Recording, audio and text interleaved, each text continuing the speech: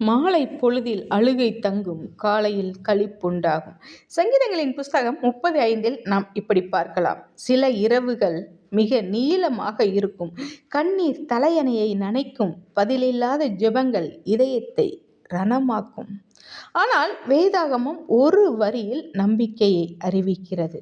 மாலை பொழுதில் அழுகை என்றால் காலையில் களிப்பு. கண்ணீர் நிரந்தரம் அல்ல, இரவு முடிவில்லாதது அல்ல, வலி கடைசி வார்த்தை அல்ல. இரவு இருக்கலாம், ஆனால் அது ஒரு தற்காலிகம். காலை வருவது நிச்சயம். தேவன் உன் கண்ணீரை காணாமல் விடமாட்டார். அதே தேவன் அதை ஆனந்தமாக மாற்றுவார். கண்ணீர் விதை என்றால் ஆனந்தம்தான் அறுவடை. கர்த்தாவே, கண்ணீரோடு இருக்கிற உமது பிள்ளைகளை இந்த நேரத்தில் நீங்கள் தேற்றுகிறபடியால் உமக்கு நன்றி.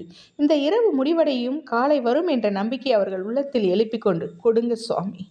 கண்ணீரை ஆனந்தமாக மாற்றும் உமது கிருபை அவர்கள் வாழ்க்கையில் இருக்கட்டும். இயேசுவின் நாமத்தில்